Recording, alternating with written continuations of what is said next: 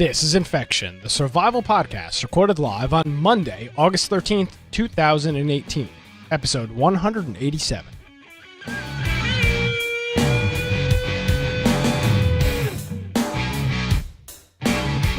Hello, ladies and gentlemen, and welcome to another episode of Infection, the survival podcast. Infection is your source for the latest information on survival video games.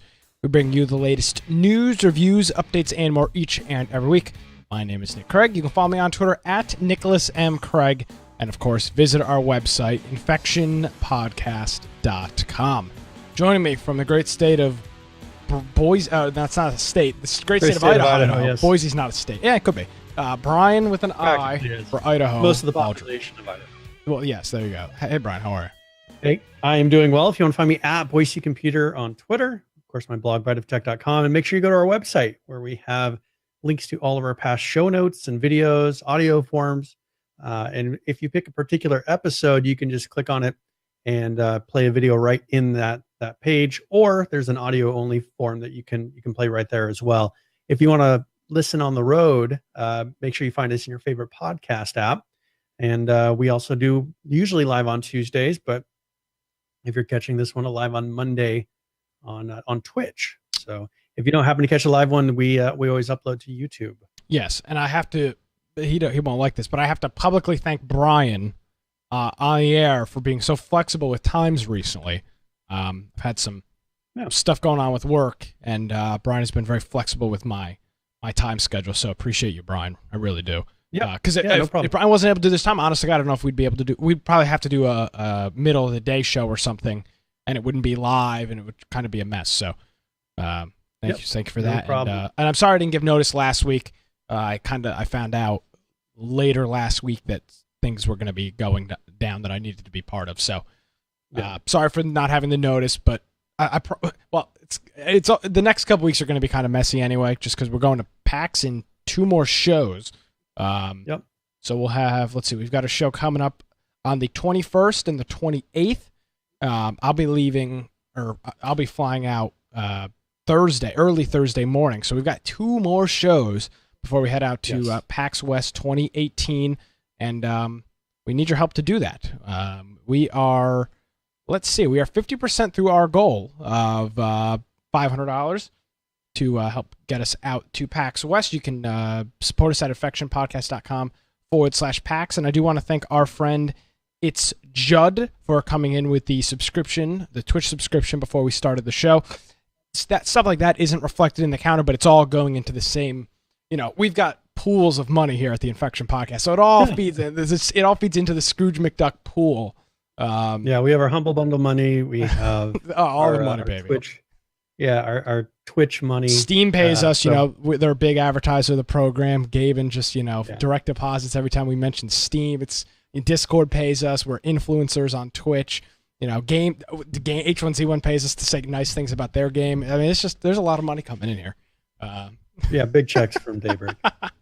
Not even, they sent all these streamers this wonderful Christmas gift, this nice bottle of wine and all of this stuff, and the H1Z1 podcast didn't get a damn thing. I am still pissed about that. That is ridiculous. That is terrible, terrible customer focus on their part. I think that people have realized what they are now. And I think Jace, we'll talk about it a little bit later, but I think that's part of Jace's role is actually being a human. Well, could you imagine if we had a podcast about this show? Like if somebody did like the Infection podcast? Yeah, we didn't even sound like a bumper sticker. And yeah, like just like kind of like be like, oh, they exist? Huh. Like, of course, there's only one podcast that talked about your game. Well, there's 2, but that was it. No, there was one podcast that talked about your game, and you didn't have the audacity to send us a damn thing, not a t-shirt. We had to have one of our community members, who now is one of our best buddies with the podcast, send us bootleg t-shirts with the H1Z1 logo because you didn't send us one. At this point, I don't care, but I am dumbfounded. At the time, it was annoying. I was just dumbfounded that never happened. I mean, that is just terrible PR. Terrible PR. I don't think the community manager liked us very much. No, he didn't. He's no longer the community manager anymore. That's fine. No, I don't think anybody there liked us. Nevertheless, we are way off where we're supposed to. We got a lot of news to get into this evening. But before we do that, Brian, I've been a very bad community member recently. I was unfortunately not around for Game of the Week. Yes. And how did that go? I heard some things. I mean, we had a couple people, and we just played, like Sean and I and Deacon, I think it was, just played a bunch around. And I know that Joe tried, but he was having connection issues. He was having Australia issues. But we just queued up and just started doing different, those game modes. And so it was fun. I find we were trying to initially just kind of do the free roam thing where we're in a group. That's very difficult to do. Like you can't really do anything. And so we just started queuing up, and we did a race or two. We did some of the survival ones where you have the waves of enemies come at you. And I had a good time with it. It's fun. I like GTA 5. It's solid game. It's very well rounded. There's a game I'm actually going to, I'll mention it now because it has a lot. It's very similar to GTA, and it's on the PlayStation Plus. It's a free game this month. Oh, okay. It's Mafia 3. I don't know if you ever played Mafia 3. I haven't played Mafia 3, but I've played the Mafia. I played Mafia 2. Yes. And I really enjoyed that. And Mafia 3, I've been amazed at how big the world is. I mean, it's not GTA big, but it's pretty close. And as far as in depth, you can just kind of run around. I would say GTA definitely has more. Like you can walk into this random building, you can walk into that random building. But as far as the world, it's pretty big, and it's got a lot of variety. I've been playing it on the PlayStation this week and having a lot of fun with it. So yeah, Mafia is a fantastic series. So that was Friday night. If maybe you're new here, we try every Friday. We have a game almost every Friday. Around the holidays, sometimes we skip a week or two. But every single Friday, we pick a game, and we encourage people to show up. And not even necessarily play it. Of course, we encourage people playing it, but we just want people to show up and hang out and have a good time. So we do that every Friday, and we call it our game of the week, our GOTW. And I'll ask you, Mr. Aldridge, what is our game of the week this week? Well, I was considering doing PUBG. I don't know if you're okay with that. I think that would probably be pretty good. Because we haven't done a ton of PUBG. Yeah, I think that's good. I know that they're starting to work on fixes and things like that. So I'd be interested to see if it's improved at all since our last time we played it. I think that's an excellent idea. So we'll do some PUBG on Friday. And that happens at 8 p.m. Eastern. We used to do it at 9. We do it at 8 now. So an hour after the show time on Fridays, 8 p.m. Eastern, in our Discord, and you can join it. Hop in there. Mostly everybody's got PUBG, and all the links, all that information is available on our website, which is infectionpodcast.com. Click the little Discord join button on the right-hand sidebar, and you can see it right here in the green. It'll pop you into our server. We have a couple new people joining the past week, and hang out, play some games, and normally we have a good time. We played Fortnite last week, 2 weeks ago. And we had a great turnout for that. Everybody seemed to have a good time. So join us for that. Very good. All right. So any other housekeeping things? We got a lot of news. I don't think for housekeeping. Let's just one thing we talked a little bit about last week about Discord. Yeah, we did. What was amazing was right after we talked about that. There was a Discord update and then some posts talking about the Discord selling tab. That's weird. And we had said that the platform of Discord listing the games on there, it's really sounds like what they're going to do is then start offering games for sale on that page and try to compete a little bit with Steam. I've looked into it a little bit more, and we do have some screenshots and things like that on here, talking about it.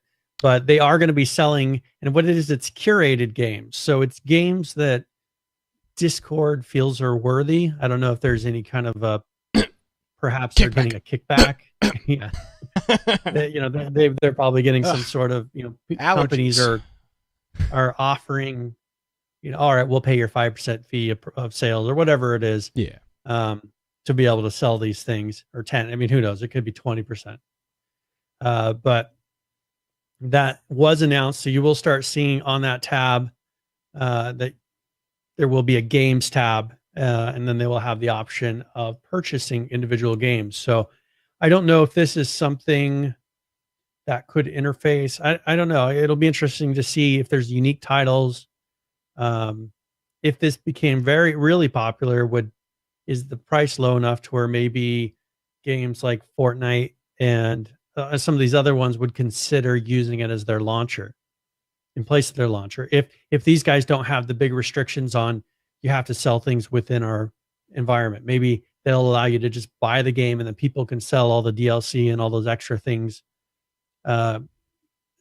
access passes, things like that, without having to pay a kickback to them for each of those individual purchases. I think that would be a big draw, where these companies that are that are avoiding Steam at the moment, they look at it as, well, if we're selling these monthly things, then Steam wants a 30% of our monthly, and that's crazy when they're not actually doing anything.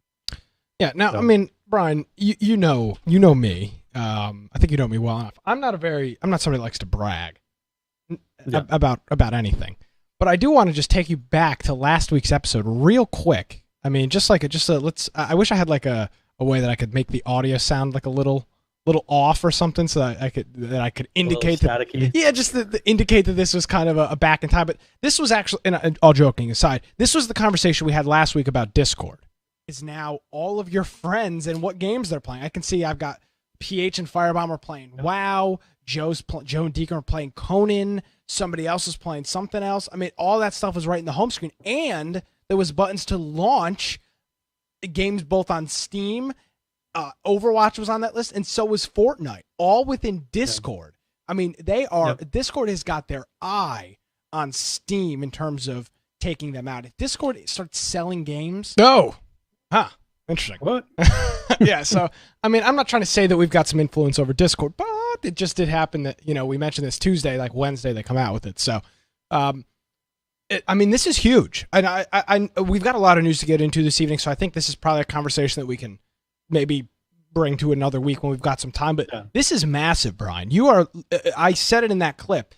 Discord can and they could absolutely destroy Steam. I mean, you talk about, especially if it's curated, because there's a lot of junk right now on Steam, and if this is where people, because so much of the gaming community uses Discord now, it's crazy. It is the voice chat, and it's way better than, even for games that are in Steam, people don't, as we mentioned last week, don't like using the Steam chat.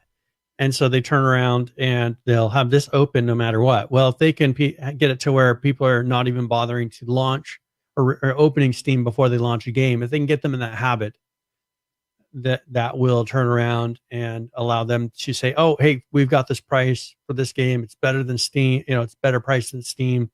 Or they start getting exclusives. I think that'll make it to where people then I think they'll have to fix their launcher screen a little bit more, make it to where that's the default of where it goes, because people tend not to see it at the moment. Mm-hmm. When you have to click the home, people don't realize that the little symbol on the upper left is really like a start menu or a home button. Exactly. And then it starts defaulted into your direct messages. They need to get it to where it goes to that games tab. So I think if they can start doing that, they'll get it to where people actually recognize it and see the games being advertised. Yeah, it's obviously the Steam still has its marketplace and its workshop that are big. Specifically, the workshop. There's a lot of really cool content for games like Tabletop Simulator and a lot of Gary's Mod. So there's a lot of workshop content for that. So Steam does still have a control for games that may use or take advantage of that. But you look at a game like Call of Duty is a good example. A game that sells just DLC. There's no modding. There's no third-party support. It's just the game. They sell a DLC pack. That's ideal for Discord. That's an ideal game for them because they don't have to worry about any other nonsense. You sell that game and that's it. So games like that could very quickly just shift over to Discord. All they have to do is say, "Hey, we're not going to charge you 30%. We'll charge you 10, and we'll do updates and the whole thing." I mean, yeah, they've already got the servers. If they can figure out what is a reasonable price, it would be worth it for them. I think that Steam, they do, as you said, they have their niche. They have those mods and everything, but these companies have kind of made these games and then tailored them to that system. I think that they could easily have their own mod system inside the game that doesn't use the Steam workshop. Have a thing where it browses and lists the games inside the mods inside the game. I think that's very possible. Or having a mods tab. I mean, that's one thing. You look at the Twitch app, it actually has a mods tab for World of Warcraft mods. Mm-hmm. I think Unturned or Minecraft mods, things like that. Those are in a tab. I would be surprised if Discord didn't consider doing something like that for what Twitch has, because you don't go into Steam to do anything with mods like that. With Minecraft mods, generally, you don't do anything in Steam to do World of Warcraft mods. So there's examples of games that have made a very good modding community that are not using Steam at all. Exactly. So obviously there's some, hesitation with it. We'll see what happens. GOTW's bringing up if they sold them like GOG, then I would trust them. Talking about DRM free. Talking about how Discord is still a new company. Do you trust them with your whole library? Yeah. There's obviously questions to be asked, but it's pretty clear now that they have kind of they've took a shot across the bow at Valve. Rightfully so. I mean, Valve doesn't have any competition. I wish that we actually owned. I mean, look at what Amazon did with CDs. Yeah. If you bought a CD on Amazon, you then own the MP3s. You own the rights to that music. I wish that that's what happened with games, to where I owned the rights to that game. So it doesn't matter what platform I use to download it at, or if I own it, I should be able to have it regardless of whether or not I'm using Steam to get it. I should have a license with the company that sold it to me. But right now, you just have a license with Steam to a game. So if Steam restricts your account, you don't have those games anymore. So yeah. I think that is an issue. We don't really own the games that we're purchasing. We just have a license to access it through Steam. Exactly. You're essentially renting the right to play the game. If Valve closed up shop tomorrow, PC gaming as we know it would almost cease to exist. And that's not some alarmist. I mean, literally, it would cease to exist. Anything. Well, and it used to be a little bit different. You'd look at the CD, the keys that they used to be. You'd get a game, and it would have a license key that you'd enter. Yeah. That you could go and download the installable file at any point in time and reinstall that key, or reinstall that game. You can't do that with Steam. All you're doing is redeeming the access with that key, and then the key is no good after that. It doesn't do anything. So we'll see what comes of it. Fortunately, we've got EA and their Origin product, so we're all set. If Steam closes up shop, we can just hop over to Origin or Battle.net. Where all the great games are. As I joke, I kid. So nevertheless, thought that was kind of interesting that came out this week, and I mean, this is going to continue to happen now that Discord is in the game industry. Blizzard is not Blizzard. Bethesda is kind of ramping up their Battle.net launcher. Blizzard, the new Call of Duty, is only going to be available on launch in Battle.net. Obviously, you've got Battlefield and Origin. There's a lot of little pieces now that are all starting to separate away from Steam. So it'll be interesting to see if there's any change of course for. Well, it kind of makes you wonder what's happening in the background right now with Steam, because it's like all of a sudden all these companies are getting frustrated with Steam. Yeah. And so I'm wondering if there's been a change. I mean, were they negotiating with Steam at all before? Was Steam actually giving them a better deal than we thought, and now they've stopped? Like, why all of a sudden? Why would it change now? Because I think people are more open to having launchers. I think 3 years ago you mentioned having a launcher, and people were like, "Oh, what a bunch of bullshit! I don't want a launcher." But now you think about it. We used to complain about it with Daybreak. Yeah. Or Sony Online. That was different because it was a Steam game, and then you had to launch the launcher on top of that. That was just stupid. And then you had to have a separate username and password to use on that launcher, which was kind of a weird thing. Now people still bitch about launchers, and these. Bingo, boom, shakalaka. Thank you, TechZone707 for the subscription. People still bitch about the launchers and all that stuff, but you look at massive games that are available, right? Battlefield, huge game, one of the biggest AAA titles out there, only available on Origin. Overwatch, made record sales with Overwatch, only available on Battle.net. You've got these games that are, it doesn't matter. People want to play the Battlefield. They're going to go and download Origin. I mean, it's just the way it is. People are not going to not play Battlefield because it's on Origin. If you want to play it, which a lot of people do, you'll go download Origin. And I think that's what Bethesda's doing. I mean, clearly, they know that people want to play Fallout 76. It literally controlled E3. This entire E3 conference revolved around Bethesda and Fallout 76. That's the only thing anybody cared about. So they can absolutely put this in their launcher, and people will still download it. They will, of course. I think one thing that maybe frustrates them with Steam is that they're losing some control. I mean, if you look at the ability to preload games and things like that, it's much more difficult to have. You could look at the WoW just released an expansion today. Yeah. And if you look at how they did it, they have the ability to preload something. They can have something download ahead of time and not install yet. Like they with their launcher, they can have all this flexibility. They can even have it to where it'll use a torrent in the background. It'll download from other people, not just from their servers. If their servers are getting hammered and are lagging, it'll do P2P. So I think with that, there's a lot more flexibility, and maybe that's something that Fallout's also looking at. With, well, we're going to be having this come out in a tests, and then we're going to have it to where a release happens at a certain time. Perhaps they're wanting a little more of that flexibility. Of course, we talked about in Discord a little bit. They do want money. I mean, they're going to get more money, a lot more from money. this.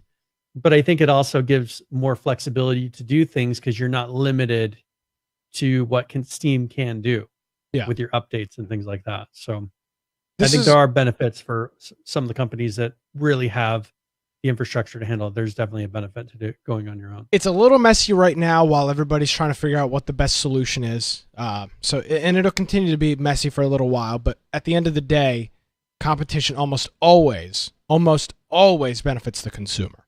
There are very few examples where competition hurts the consumer. So now it doesn't mean it's not going to be a mess in the transition, it might be what we're in right now. But when the dust settles, and if there is a new king, it will rise, and it will be of a benefit to you and I. It probably still will be Steam, but it'll be with different terms. The game developers will make more money. Steam will still make a bunch of money. They may add new stuff for us. Everybody will be happy. Valve should try to acquire Discord. That's what they need to do. They need to just pony up and spend. I mean, if Mark Zuckerberg spent $1 billion on Instagram, they need to buy Discord. If they own Discord, it's GG. I mean, they literally own gaming. Well, and look, Google bought Waze for $1 billion. Did they? Google owns Waze? Yeah, I didn't realize they owned Waze. Huh? Yeah, they bought Waze for $1 billion. Yeah. So if you look at something like that, and how many people use Waze? That was just some little side purchase they did, maybe for the tech. Yeah, Waze is awesome. And so you look at something like that. Valve could definitely buy. They could give Discord a price, probably, that they would take. I mean, and it would be something that I don't think would affect Valve's bottom line hardly at all. So it's just interesting. And it's it could totally shape and change the industry. So that's the Discord added their selling tab. You can go and check that out in your Discord client, and let us know what you think. All right. So one thing I wanted to mention, we mentioned Fallout 76 here a little bit. And there's a little video here, and it's in one of their own custom. It's not in YouTube, but it's actually a Twitch video. I don't know if you have the ability to play that. I do. Are we playing the whole thing? But this is talking a little bit. Yeah, it's not very. It's 2 minutes maybe. But this is talking about the PvP inside of Fallout 76. Stand by. I've got to play it off Twitch. It's a little convoluted. All right, here is Todd. I don't remember his last name, talking about PvP on Fallout 76. Which evidently there's quite a few. So what do we do with that? We turn the assholes into interesting content. So they appear on your map as a red star. Everybody sees them, and they have a bounty on their head.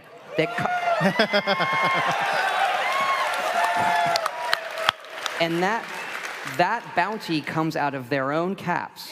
Oh. And they can't see the other players. So on the map. And we did this. We had this idea. Like, let's turn it. Like let's make them interesting content. And it is when this happens, when anybody murders somebody while we're playing in the office, everyone sees on the map, and it is like it's awesome. Like, yeah, that's one of my favorite stories there. So the other day we had a big internal test. And we played. And the go on with that, they are botching this game. I mean, I don't even know what the hell to think.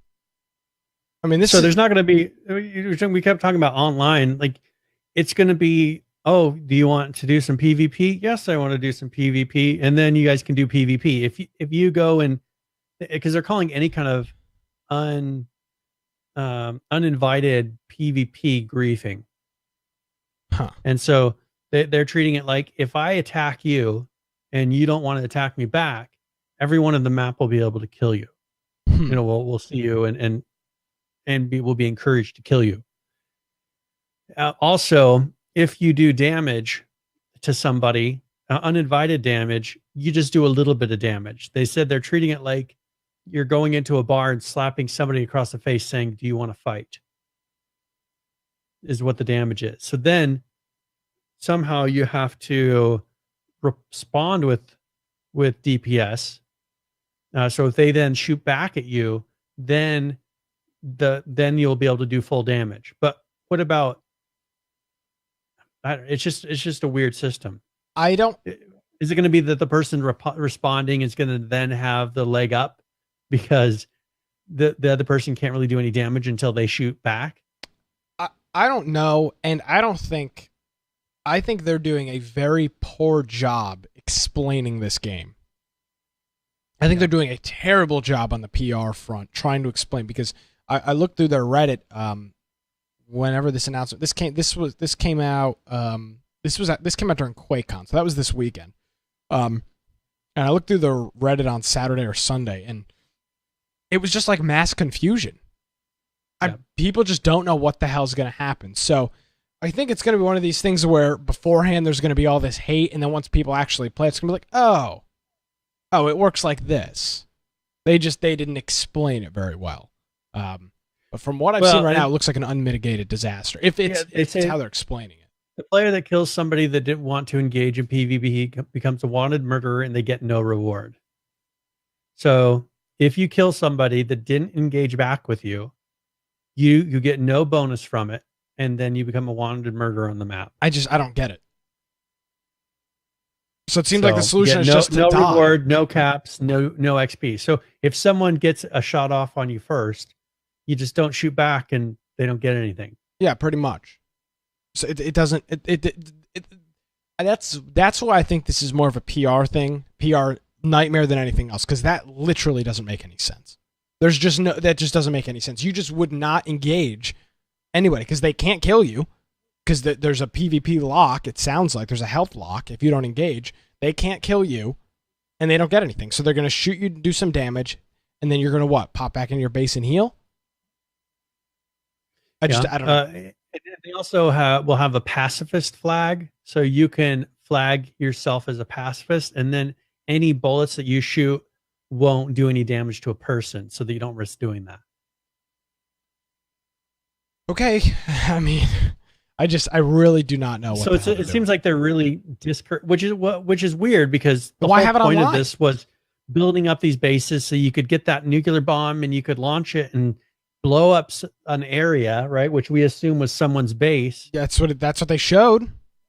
But it really seems like from this explanation, like they may even back off from you're actually attacking someone's base. Maybe you're just blowing up an area, and then something comes from that. I have a feeling a majority of people are probably going to play this solo. If it's as convoluted as it sounds, they'll just play it solo. I mean, but will there be enough content? That's the thing. Is there going to be as much content as the original ones? Because if them going online means that they cut short all this stuff and the world's not as good, as in depth as the previous ones, I'd rather have it not online, or just do to where we can do 4-man groups to do all the quests in. I mean, that would have been just as easy. Yeah. I don't know. They're trying to hop on the MMO survive, and not MMO, I guess the word I'll use. The kind of this MMO online PvP, PvE, play with your friends kind of train. We need a word for that. We need to coin a term. And it doesn't seem like they know the direction they want to take, which is very eerie to me because look at Daybreak, don't know what direction to take. Look what you end up with. They don't know what direction to take. So things are just kind of a little messy. And they've got a full interview that they did at QuakeCon. But even watching the interview, which I watched the whole thing, or the whole press event, I still don't know what I mean, I still don't know what some of this stuff means. And how that it just they logically don't make any sense. A PvP game where if you shoot at somebody and they don't shoot back, you can't kill them and you don't get anything in return. That doesn't make any sense. Yeah. So and that's the thing is I think that they wanted to say certain catchphrases, certain buzzwords when they were doing that original announcement. So they wanted to say it's online. There's PvP. And they wanted to show off the thing where you could blow up someone else's base. But I think that it's going to be much less than that. To where when people get in there, it's going to, this is pretty much, we're just, it could be a game now that we're just going to group up and play together. And you may just run across some other people playing together as well. I think they don't want PvP to be the focus because they look at games like Rust. I think they're really scared to have it become that. Well, and I may agree that I don't necessarily know that Fallout needs PvP, but they almost should have just removed PvP that's what altogether. I'm saying. Don't do a bullshit, kind of PvP thing. I mean, just have a single player game. I mean, people are itching to play single player games. There's rarely a single player game released. We Happy Few is one that we'll talk about. That's a single player game. There's very few single-player games, or mostly single-player games, being released. Yeah, because just everybody's on the online kick. I mean, you look at games like Ark. So there's not even a single player. I mean, the single player is just you by yourself in the world, which limits a lot of what you can do. I mean, you can't tame a gig. There's things you cannot do single player. Yeah. So And PH is bringing up a good point. He says he's actually hyped for a true online Fallout game. See, this is the problem they're going to end up making. This is this weird hybrid.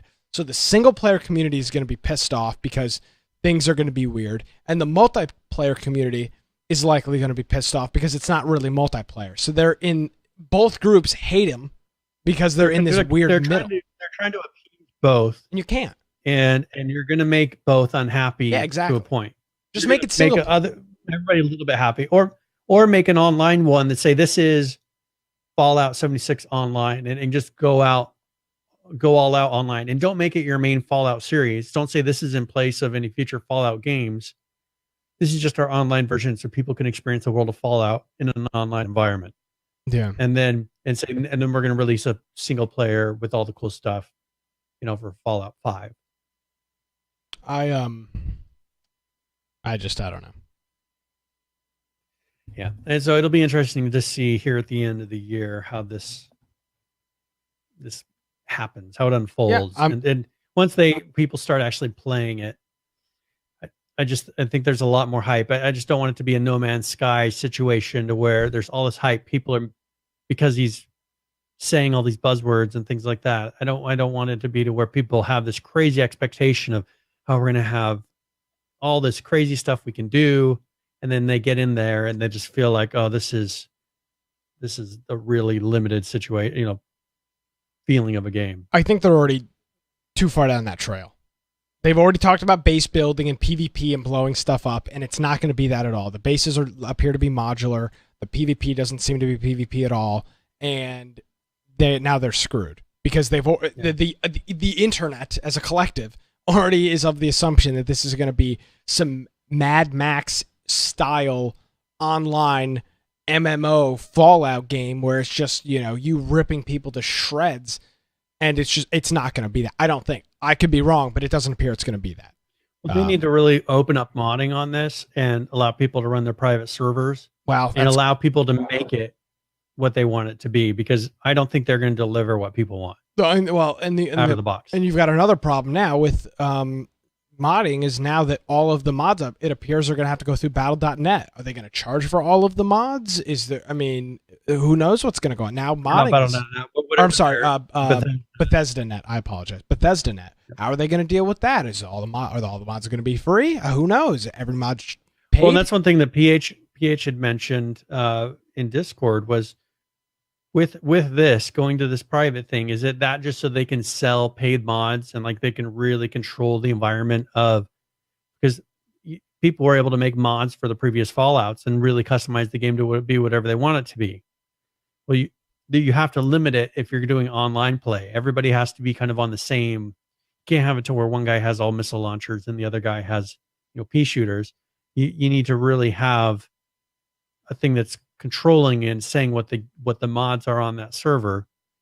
I really hope that they do something, because they're going to have to code all that in and make it work from the beginning.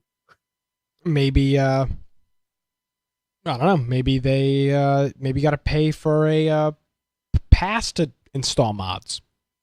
See, maybe some type of but they're still going to have a list of the mods, kind of like what Arma does. They're going to have something to where here's the mods that are allowed on the server, and so that an admin of that server can control what mods are being loaded. Yeah, and the servers aren't very big. That's part of the problem too. Is what's 12 people? I think was it 12 or 15 people on the map? I thought it was 8. No, I guess it is 15, 12 or 15. Something like that. It's 4-man groups or whatever, or 8, maybe 8. Something like that, yeah. I don't know. It's weird. They've mentioned it, but they just need to lay it all out and put out a diagram of here's exactly what it's going to be. Here's exactly how many players. Here's what the servers will look like, because they're going to be releasing here in just a couple months. Yeah, so, October is the open pre-order beta, I believe. Yeah. And PH heard 16, so okay, it's like we got 3 different numbers, and then GOTW, he says 24 to 32. That's what I'm saying, is they haven't put out concrete evidence, and so everybody's like, well, I think it's this. Well, and just like that, he's talking very loosely about the PvP. Well, and this is the point I just made. This is how you turn the community against you when you've got all of this contradicting information. Sites like Reddit blow it out of proportion. It's not their fault. They get a little bit of information and people start speculating, and then, the expectation on No Man's Sky's a bad example because he literally lied. I don't believe that Bethesda is lying to the community. I just personally don't think they know exactly what their plan is yet, and they're trying to figure out how to articulate it in a both. We can't see the game, so to articulate it in a way that makes sense and a way that still leaves some, I don't know, maybe some imagination how it's going to play out to the community. So they've got themselves a real problem on their hands. I don't know what the hell's going on. Either way, I think it'll be a good game. But I don't think it's going to be I remember when the trailer came out after E3, we said that this may be the survival game that we waited for because of the advanced base building and the crazy PvE monsters the crazy PvE monsters and things in the environment, and the really, really cool PvP aspect that it looked like. Don't think it's going to be that at all. I really don't. I could be wrong. And all of us could be wrong, but I think it'll roll out to be a co-op game. I think so, which is fine. I think that's a good step. But I think they should say this is a co-op. This is Fallout co-op. They really need to be branding it like that, because you're going to have all these people that are like, oh, this is going to replace Rust and this is going to replace all these games. Definitely not with what he's saying. Yeah, I would. They're not going to be in competition to those Arma, to Rust, any of those games where PvP is the focus. This is going to be nothing of that. And all that community that kind of gotten that hype and were misinformed are going to be really upset if they purchase to get into this. Yes, but purchase they will. I mean, I'll be purchasing it anyway. I'm sure you'll be purchasing it. It's just one of those games that you buy for a lot of people. Yep. So, yeah, Fallout right, 76. I wanted to talk a little bit about 7 Days to Die. Yeah, Brian, because I've been wanting to look and find when is the new version coming out, just so we can time things a little bit. Yeah. And we got some disappointing news. Now, I wanted to reference back to our little black book here. Oh boy, let's see. I don't even remember what I said. So on 5/22. Okay. So this is 3 months ago. Couple months ago. That we made our guesses of when they were going to release Alpha 17. I think I was right. Not yet. So I said out of Alpha July of 2018. So I was wrong. Very wrong. And that was you're wrong. You're very wrong on that one. Sorry, Brian. So July 2018. And you got to think this was already really late. This is already a year. Yeah, I mean, when we were saying this in May, yeah, this was already way past like what. Like it was already supposed to be soon. It was already soon TM like in January. Like May was like, whoa, they are late. Yes, and so you had said in September. Ooh. But wait till you hear the news that I'm getting ready to tell you after this. Now, PH may be the closest. Why is he in the book? He said 2019. So I call collusion. You can't put an audience member in the book, Brian. That's our book. We decided at that time. Remember during that show, he said 2019, and we said we would put it. And you told me to put it in the book. I don't remember put that in the book unless you have a timestamp video. I don't believe. Don't look for that. So I have the date that we wrote. I could tell everybody the episode. I don't care now. I'll mute you. So there was a note here, and it says this is I noticed there was an update because I checked this post that he does. And it said, August 10th there was an update. Oh boy. So there was new news. Okay, here's the new news. Here. No release date will be estimated. There have been some unforeseen delays. It will be done when the issues are solved and the known bugs have been fixed. So you may ask, unforeseen delays, like what could it be that's making it from almost coming up on a year for one alpha version to this? And so because someone gave them a hard time about the "it's done when it's done" quote. Oh yeah. They said, he said so they are getting frustrated because if someone's calling them out on that. Oh, just rightfully so. Give us some information. So he says, no disrespect. I know not everyone reads every single post to try to catch up on the post. So I'll break it down for you and everyone else who are wondering what happened. So in June, Madmol said that hopefully it would be done. A17 would be done by the end of July. So that was the original one. Uh-huh. And he said he didn't know that was just an estimate. And then early July, the team made the choice to upgrade to the new U version of Unity, 2018.2, because at first glance, it appeared that it would have had solid performance benefits and no major inconsistencies from the previous version. So it was a risk that they felt that was worth the benefit. They were right about the benefits, but they were wrong about the inconsistencies. It turned out that the shaders become incompatible and needed to be redone. So this caused a delay much longer than they anticipated. So towards the end of July, people were submitting bug fixes and uploading new art assets from their local builds to shared to the shared build, and the magnitude of the new art assets overwhelmed the atlases that they used. Okay, this caused another unforeseen delay, as they had to find an alternate solution to be able to include all the new art in the game. So so they have found a solution, and they're doing that conversion. So this must be what references, or because I think what they do is they put all their images in, like when you see a block, it's a bunch of images that are in one file, and they reference all those. And so it sounds like something with that got messed up with all the new art. Like they couldn't hold everything in what they were trying to do. So they figured that out, and they're implementing that now. So the bad news is the delays caused, but the good news is that all the new content will be included in A17.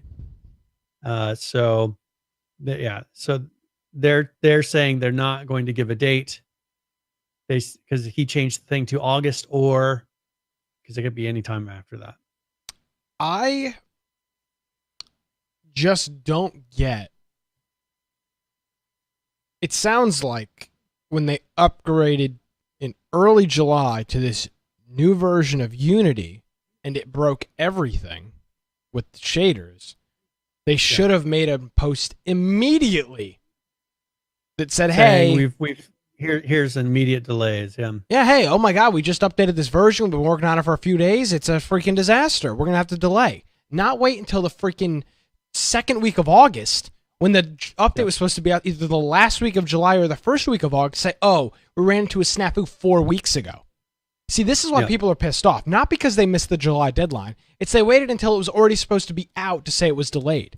Why did we give Rockstar credit for delaying Red Dead Redemption 2? Because they delayed it like 9 months before it was supposed to come out. They didn't wait. They said, here's exactly why.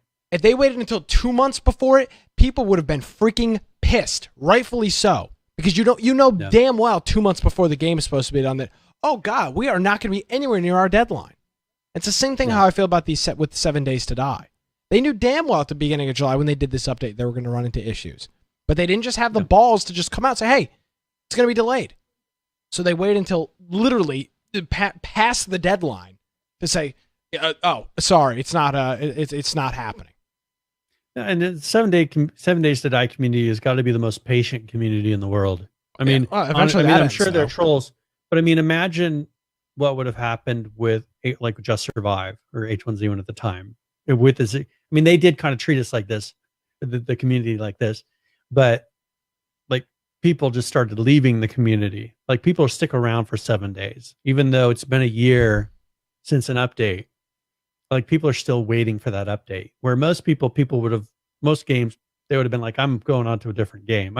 Maybe it shows that there's not another game like this out there right now. And people I mean, no offense to 7 Days, but imagine if a more reputable, bigger company came in and made something like this, like Activision. They would blow them out of the water.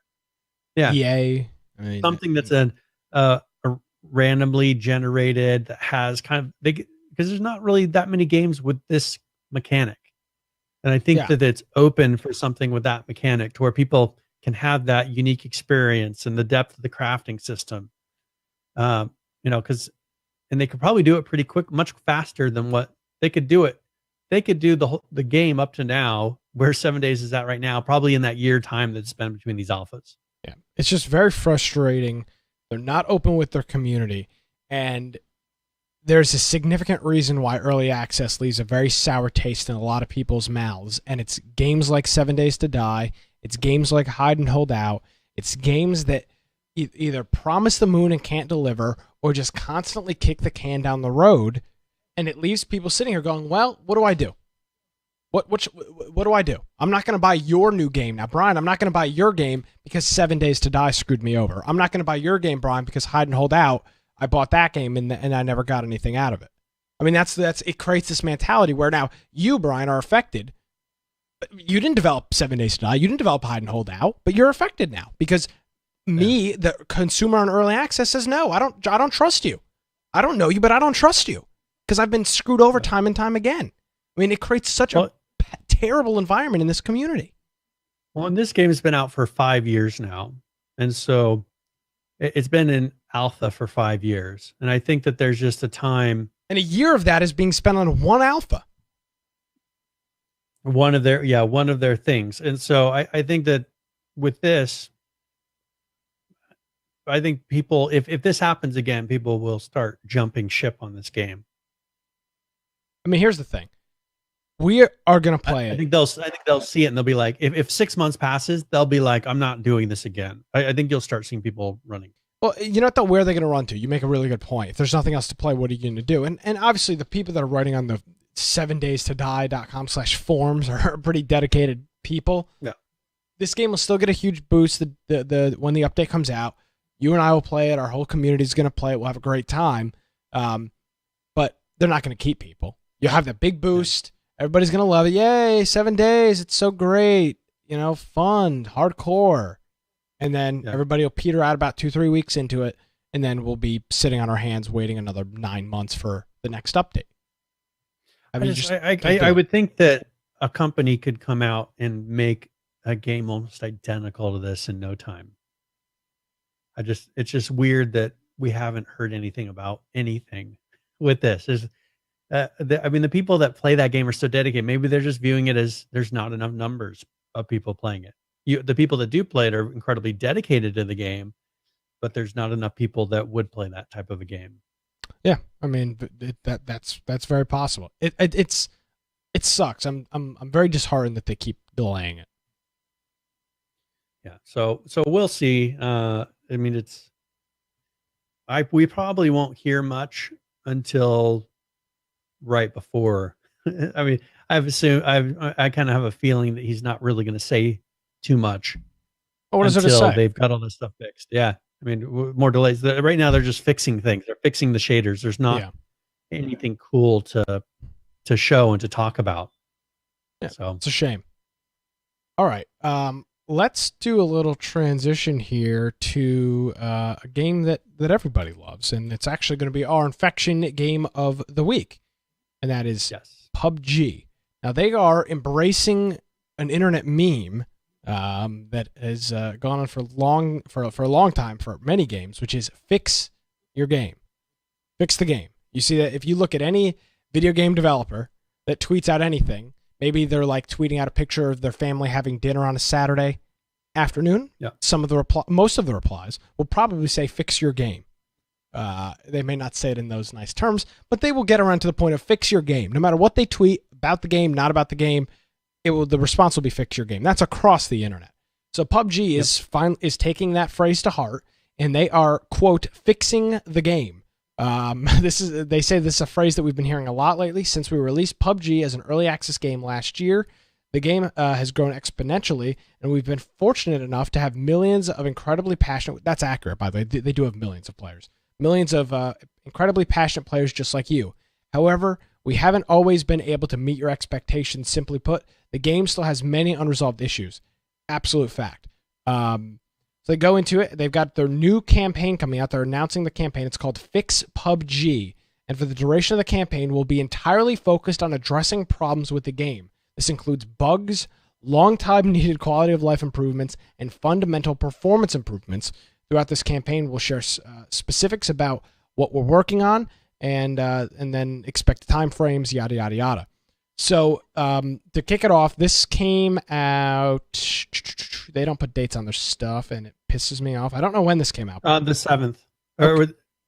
The 7th was when they put the post on the website about fixing the game. So on the 7th, they said to kick the whole update off, they're going to do, they did a live server patch, which was on the 7th I guess it was last Tuesday. It's probably right after the show. And a couple of things here that they did is limb penetration. Yes, limb, L-I-M-B. Penetration will be implemented. If a player model's hands or limbs are blocking a more vital area, bullets will now deal full damage for that area. So your hand can no longer block your torso or your head or wherever it may be. Probably because people were having the guns up and it wasn't giving a headshot because it was going through hands in the way, or if you're running and whatever's going on.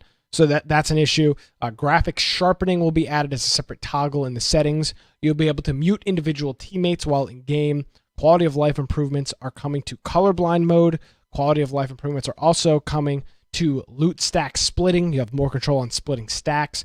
Vehicle sounds will be reduced when driving the first person perspective. You'll be able to adjust your FPS cap, included by setting it to uncapped. So they've got some stuff like that. Now, they've built a little website, and it's fix.pubg.com. The website's super cool. And they've used, Brian, but they've used the dreaded R word when coming up with this whole phrase. And they've used the word roadmap.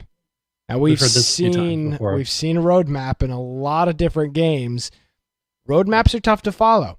F-13 followed their roadmap pretty damn close till they are going to get sued out of existence if they release any more content. They did follow their roadmap. A couple of other games have followed their roadmaps. Most games don't, because you set very strict time limits. The internet is very unforgiving. And if you miss a single thing, if you do 9 out of 10 things, you failed. You failed because you didn't meet the roadmap. So let's read through a couple of things that they got here. They've got this website here. Again, it's fix.pubg.com. So they've got a 3-month roadmap here starting in August. It goes August, September, and then through the month of October. So that's what's going on here. Client performance is the first category. They're going to be spending the next 3 months. Character optimization will be one of those things. So these must all be different, separate teams that they have. So they must have a client performance. Each of these are probably their own team. Yeah. They'll spend the months of August and September working on effect optimization, and they'll spend just the month of August, which is only at this point like 3 more weeks, with level stream optimization. Excuse me. Now, something under the server performance tab, they're going to spend the next 3 months optimizing based on server performance profiling. They're going to be spending the next 3 months on netcode optimization. What does this say? Replication interleaving? I don't know what that means. Yeah. So what about some of these terms? Because they're using programmer terms. Okay. Right? Do you know what that means? Do you understand what like level streaming optimization, what they mean by that? I mean, I do. Do you know what level streaming? Go ahead. Yes. So in Unreal, with some of the newer versions, they've really kind of changed how the level streaming works. So as the map is probably broken up in about 12 sections, and as you get closer to certain sections, it will load all the things chunks in one area of the map. Yeah, in chunks. Also, they have it for the level of details, so you can see from far away. So that's just, they are probably going in and tweaking for the 4.20, 4.19 version of Unreal that came out, and it added for some more customization of the level streaming. So they're probably just going to go through and tweak that and make it efficient for the latest versions of Unreal. Now, replicating is when something is told to the server that other people need to know that that's happening. You have 2 different states in Unreal. Either it's replicated or not replicated. If it's not replicated, it happens on your side only. And so you will see, let's say, like an animation happens. Like you open the door. You open the door. If you don't set that action is replicated, like the door itself opening, you don't set it as replicated, the other person won't see that it's actually happened. You'll see the door open, you'll go into the door, but the other person will never see that happen. So they go through and they have to set exactly what replicates, so that, and only what replicates, because you could send a lot of extra junk to the server that it doesn't need to know. Opening a cabinet that doesn't actually open, you're just looking inside of it, would be something you wouldn't want to replicate. You don't have to replicate that. Yeah, you don't have to replicate it because there's no actual action happening for someone else to visualize. Now, interleaving, I'm assuming that they're making it so that perhaps that's just how it sends it to the server. Maybe it's having it to where it's sending more, it's optimizing the sending of them to the server. I'm assuming that's what they mean by interleaving, so that it just makes it not lag out the server so much or cause so many connections. I'd have to look up what that exact term for what they mean by interleaving with the replication, but that's what replication is for people that maybe haven't heard that term before. I'd never heard of it. So they'll spend the month of August doing that, which again, like 2 or 3 more weeks. Character movement optimization, they'll be spending the month of September on. Parachute has been my argument. That's been my complaint, is just seeing how their character movement is. I know they could do so much better. Yeah. Same thing with the parachutes and the airplane sequence. All those things are going to be optimized in the month of September, which is all good. All of those things need to be optimized. They just don't make any sense right now. Well, but it's weird that it's under server performance, because I'm wondering if that has something to do with replication as well. I wonder if too many things are being sent to the server to where it is causing the servers to lag more than they should. Well, if you notice, I'm wondering if all the little movements, like they're replicating too much stuff in it. If you look at the way that it's laid out, replication, interleaving, and client movement optimization are on the same line, and there's a cutoff point at September. So it looks like the character movement optimization, the parachute movement optimization, and the airplane sequence optimization all kind of have something to do with this replication interleaving. Because it's laid out. It's laid out weird. So those things all under server performance, and those will take place in the month of September. Let's move on over to anti-cheat. This is such BS. Implementing combined anti-cheat solutions. They're going to spend the next 3 months doing that. I mean, good. I'm glad we know that. So they have their paid anti-cheat, and then they have their in-house one that they're doing as well. I mean, I don't know how you combine those. Maybe there's some data from each one. Maybe right now they're running two systems side by side that's not using the data from the other system. Maybe they'll make it to where it's actually going to use information from each anti-cheat. And I don't know. It's just weird that how they word it. Like, how are they combining the anti-cheat? I would assume it's just if there is someone who's known as a hacker, like it's going to use the information in both systems to be able to detect and ban them. Yeah. So they got that. They'll be doing that. They're going to have a more robust report system over the month of August. They hope to have that. So they'll actually, if you report somebody, it'll let you know that they were banned, or whatever information about that person. And the next one's a little weird. Legal action against cheating program developers and resellers. That's fine, but they plan to have that done by the middle of October, so no later than October 15th. So if you're doing cheats, just kind of, as soon as that's done, you can start selling up again, because they're done on October. Yeah, I'm going to open. We're going to open the Infection PUBG cheat selling website on October 16th. So stay tuned for that. Yep. They will not be taking any legal action after that point. Matchmaking, faster and smarter matchmaking. They'll be spending the next 3 months on that. And then fixing bugs and tackling quality of life issues throughout the campaign. That campaign, they mean the PUBG Fix PUBG campaign over the next 3 months as well. So they're going to be doing that. They've got a really cool fix log on here that we'll keep up to date with. But I highly recommend you go and check this out. None of this seems unrealistic. If they just they're not going to do anything for the next 3 months besides, fix the game. I do think at the end of this, we may have a much better PUBG. I like this, Brian. You might have to write this in the notebook so we remember. We're going to play PUBG this week. They've just started this fix campaign. We got to try it again at the end of October for our game of the week. We got to pencil it in for the first week of November and see what it's like all the way at the end, and see how the whole roadmap plays out. I think that'll be kind of interesting. They're playing up the meme. They need to fix the game, but in all seriousness, they have got so many freaking problems right now. Most of them revolving around anti-cheat and server performance.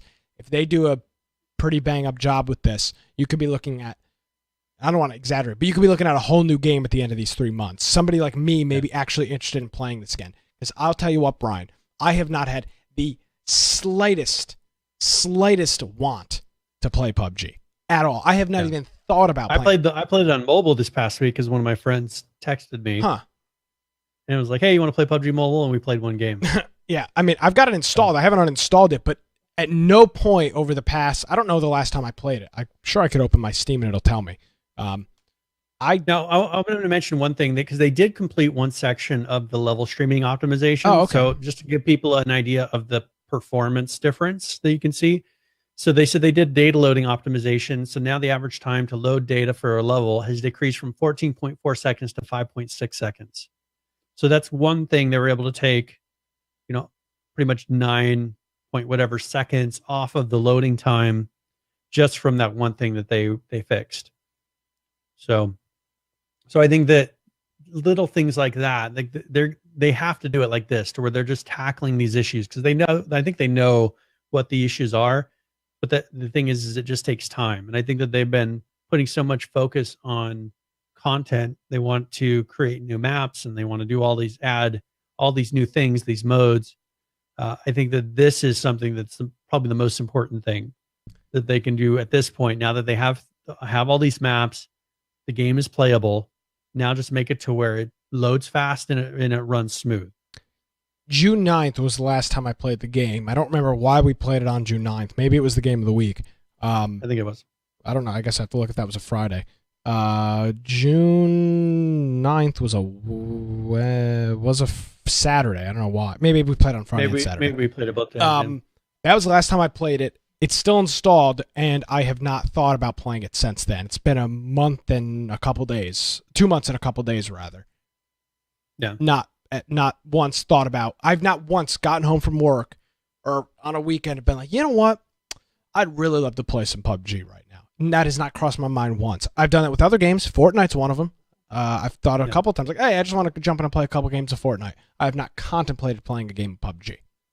But maybe after this 3-month period, that'll be different. Because before this null where you and I haven't been playing it, Brian, you would hit me up randomly. I'd hit you up randomly. Like, hey, play a couple games. But, I mean, Nobody's invited me to play. Maybe it's because I suck, but nobody's invited me to play. Or even our community hasn't been super active playing it. We've got a couple people playing it, but there just hasn't been that drive of people. And I think it's stale. People are sick of the BS of people getting killed by hackers and cheaters. And people would rather play something else. I mean, it's old, it's stale bread. They don't want it. So hopefully they can get the game into, they can get it all tuned up and get it in a tip top shape. And I wouldn't be, if they do a pretty good job of this, I wouldn't be surprised if I found myself playing this every once in a while. So here's one thing that they say about the cheater ratio. It says, following a series of bans and improved anti-cheat efforts, the ratio of suspected cheaters has decreased by more than 80% since Q1 of this year. We plan to, they don't give you any hard numbers to do that though. Like what is 80%? They've decreased it by 80%, but 80% of what? Yeah, that doesn't mean anything to me.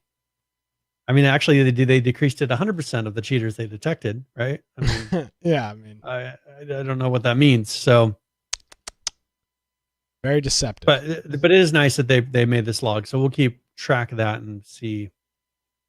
We'll keep informing people as they put out the new updates with the fix. They should have continued to do weekly updates like they were doing originally. That's when they screwed themselves. When they started going to monthly updates, that's when they screwed themselves. Every single week we have that blog. They have a bunch of posts on their site now to where it's for Xbox, for PS4, and then mobile. And it's got, or not mobile, but it's got all these different sections now. Now they had all these tournament posts. It used to be simple to where they would just have, here's the blog update for the update. Yeah. And now they have all these sections. I think they just made it so complicated that they're just not doing it anymore. It's more of a promotional marketing thing now. Yeah, I mean that's probably the case. They should have stuck with the weekly updates. Could have solved a lot of problems. Yep. All right. Do you have a preference on what we talk about next? Yeah, actually, I do want to bring something up. Yeah. Actually, do you want to do our game giveaway here as we're about halfway through, and I'll start my topic here. Yeah, go ahead. So here, I'll get it already. I got a tweet this week from our friend Oliver Smith. Tweeted us over the weekend and asked at Infection Cast, are you guys playing the Black Ops 4 beta this weekend? Would love to hear your thoughts on a future episode. I have been so out of the loop. I didn't even know it was happening this weekend. See, I did play it for like 3 or 4 rounds. Well, I did play it as well, but I didn't know this was happening until Oliver hit me up on Saturday, it looks like, the 11th. Yeah, that was Saturday.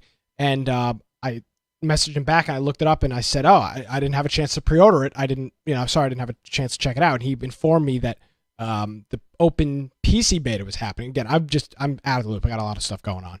So they had their open PC beta. They released a little trailer. Brian, I'm glad you played it. I played it a little bit. I want to hear your thoughts. We'll do so right after this quick video.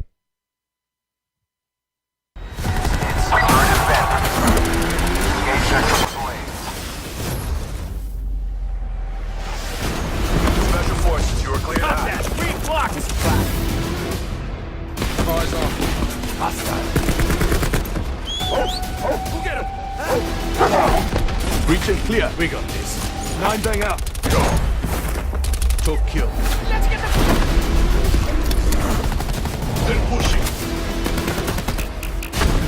Deploying C. Strike tank. Do it like we control it.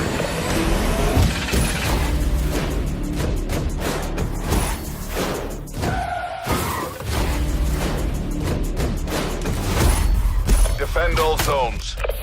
Hostiles have the bomb.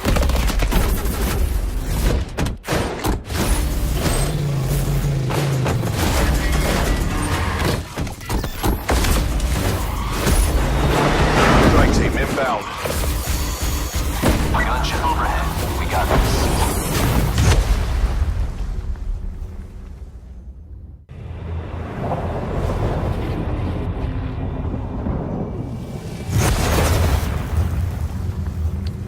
So I asked our friend Oliver Smith what his thoughts were on this. I'll read his tweet first here.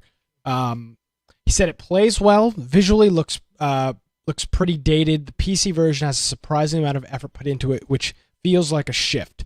That's accurate. Treyarch Activision, Sledgehammer has been notorious for not really caring at all about the PC version of Call of Duty. And before we get into that any further, Brian, I see we've got a game giveaway here. What do we got? All right, so I'm going to be giving away a copy of Kona, and this is the title that right now is $15, and it's very positive ratings, and it is actually a adventure survival detective first-person game. So it looks very much like The Long Dark as far as kind of the feel. It looks like a very fun game, but it's a survival game, so it fits right in our genre. So if you're interested in entering for that, just ! giveaway in chat, and then we'll give it away here before the end of the show. Excellent. So we're discussing Call of Duty, the Call of Duty Black Ops 4 open beta. Brian, you played on PC, I presume? Yes. Okay, that's where I played as well. Since you are kind of new to the COD franchise, I want to hear your opinions first on how this played out for you. For me, I mean, it felt a lot like the other. I played some Black Ops before, right? And it just felt like the same thing to me. I don't know what they're adding in this. It's different. I saw people posting that they thought it was kind of a merging of two different things. For me, it felt exactly the same. But my issue is, since I haven't played a ton of the other ones, I don't know. I wouldn't recognize what they've added, because I saw that they have, for different classes, they have, you can put down barriers and put all these things down. It just felt very much like a Black Ops game to me. And it did run very smoothly. Like, for being the beta, I had no issues with lagging. I didn't have any issues with crashing or just weird behaviors. For me, it worked perfectly. It felt like a fully released game at this point. Yeah. In terms of how it played on the PC compared to other Call of Duties, incredible upgrade. Incredible. I mean, I just didn't have any issues. I mean, everything ran how you would want it to. The previous CODs on PC made me wonder why the hell they even bothered. I mean, there was so little attention to the game. There was no player base. They didn't care. We didn't. The community just, nobody bothered. Everybody played COD on a console because the PC version was just like the bastard child. They didn't care about whatsoever. I played this beta for a little while Sunday, and I'll tell you, I didn't enjoy it at all. I thought it was very subpar. It was back to the same shit that we didn't want, which was futuristic, sci-fi, barriers. Just it felt like Black Ops 3 to me. I mean, personally, because that's the only other Black Ops that I've played before. before. Yeah, and it's the space futuristic stuff. It felt as if, so that's all I know of it to be. So it just felt like the same game to me. I could play either one and feel probably the same about them. I think we really enjoyed playing COD World War II. I don't know. Yeah. I'm not gonna speak for you, but for myself, now as far as Call of Duty, so I kind of put these in different, like Call of Duty, Black Ops. Like that's one game. I feel like they change regular Call of Duty each time. They do, but the problem is now is COD World War II went back to the basics, and I think it did it in a pretty significant way. There's no double jumping. There's no jetpacks. The guns are the kill streaks are back to. There's still some advanced stuff, but the kill streaks are very old school Call of Duty. I really appreciated that. This new Call of Duty, even though it's only boots on the ground combat, there's no double jumping. It's still got the sci-fi feel. I don't like this stupid health press X to heal yourself after gun battle thing. I just don't like it. Yeah. I don't like the HUD. I don't like the layout.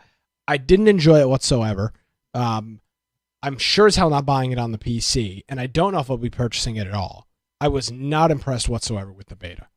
It was exactly what I hate about Call of Duty, which is this Halo-esque. It's a scuffed Halo. I'm just not interested. Yeah. I play Halo to play Halo. I play Call of Duty to play Call of Duty. They released Call of Duty Black Ops 3 as a PlayStation Plus here a month ago. Oh, okay. And so there was a lot of people who got it for free at that point. I wonder if the reception of this is very low, if they'll end up doing that and then just try to get people to get season passes and things like that. No, they won't. Every Call of Duty will be $60. You Call of Duty 4 on Steam is still like $55. Do you think they'll be able to get enough of the hardcore Call of Duty people to buy this? Because I'm weak. I'll end up buying it. I'm a weak person. No, you're absolutely. It will sell an incredible amount of copies. It absolutely will. Yeah. It always does. It always has. It probably always will. But I was a little disappointed. We didn't see. There's supposed to be a battle royale mode that wasn't in this open beta. I'm still interested in this blackout mode, which is supposed to be a battle royale type thing. The largest battle royale. They said the best battle royale. I just was not impressed at all with this beta. I played it. I played it a couple games, shut it off, and did not feel the interest of going back and playing it, which is a problem because I would consider myself a super fan of the series. And I really enjoy it, and I play every single one of them, but I was not impressed. See once they release. Maybe they've realized that they made kind of a subpar game, and that's why they went for the battle royale mode to give people a reason to buy it. Now, if Lance and you decide you're going to get it on the PlayStation 4, I'll probably buy it just because I want to play with my friends. That may be the case. I think there's a lot of people in that boat, but normally I think we'd get just as much enjoyment out of playing Black Ops 3 as this one. Like it would be just like, okay, either one. Yeah, or World War II, which I thought we've had a really good time with. So, or every other COD I own. I own every COD back to World at War, or back everything to COD 4 on my Xbox 360. If I want to play Black Ops 1, 2, and 3, I can. Not interested. So a little disappointed with that. But I will agree with our buddy Oliver's comment, and it is accurate that they put a surprising amount of effort into the PC version, which is a huge shift for them. To make it run smooth, because that's the thing is the console ones tend to be very consistent. Yeah, because it's one platform. Yep, and so I think that they figured it out on this. I mean, I think the Windows systems are getting a lot more uniform now as well. I think, and it might be Microsoft making everything kind of recognize the same, because you can take a Windows system and have it on the equivalent of a tablet, and it's all the same. I think that we've gotten less operating systems that people are working between. More people are going to Windows 10. I think there's less variables that these game companies are having to deal with now than there was maybe 5-10 years ago. Yeah. So I'm not at this point. I don't plan on purchasing it. That'll change probably as we get closer. But at this point, to say I was underwhelmed would be an understatement. I guess. I was not impressed at all and did not have fun playing. So. All right. So the do not buy recommendation. Well, I'm at this point. I mean, the game's not out. The game's not out for 3 months till I get conned into buying it again. Yeah, definitely do not pre-order it. I didn't pre-order the last one. We bought it like day of or whatever. Well, technically we did pre-order it, but it was the preload on PlayStation. We didn't like buy it and have to go pick it up at the store. I don't think that's considered a pre-order. No.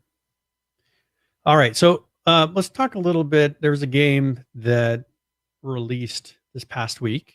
Okay. And this is We Happy Few, which I know there's been a lot of anticipation of what is it going to be like. And so there's a launch trailer on here. And on their website, they actually put a lot of the features. And I had a good chance this week to play it.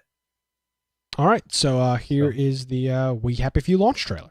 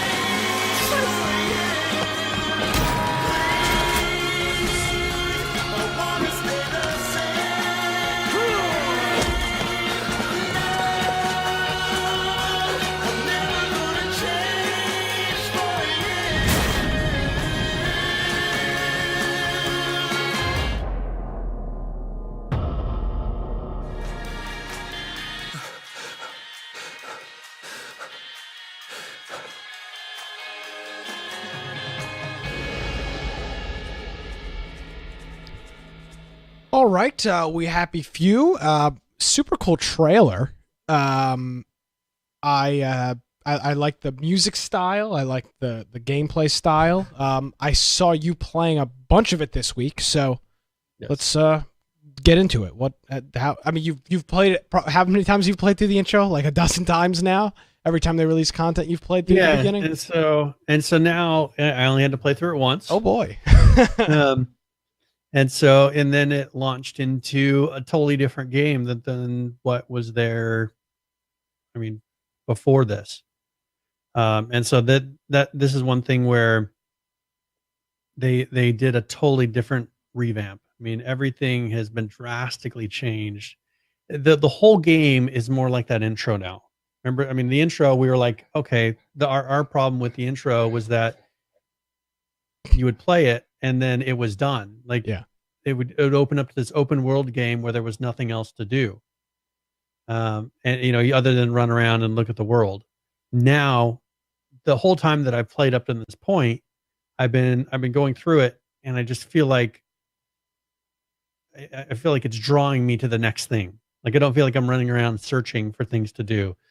It definitely gives you plenty of stuff to do, and there's so much stuff that I've seen in these videos that them hint at that I haven't even gotten to yet. Like, I haven't seen any of those things, so there's so much of the world I haven't gotten to, which is nice. I like it when it's not like I see everything in the first hour of the game and I'm just then doing things inside of that world.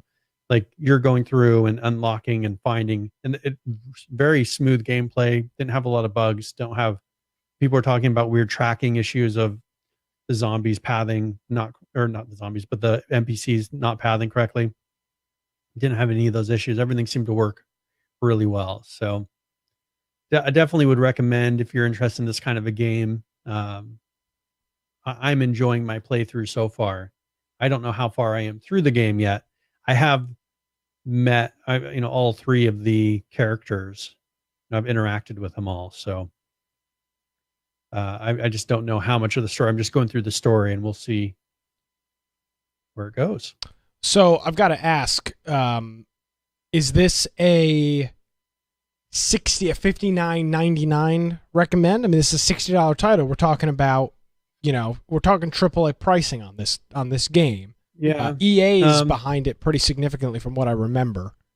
It's kind of hard to say, being that I don't know how much farther this will go. Like, if so far, seeing that there's so much stuff that I haven't even unlocked, I think that to this point, if it continues the whole game like this, yeah, it would be, because then it's a very polished experience all the way through.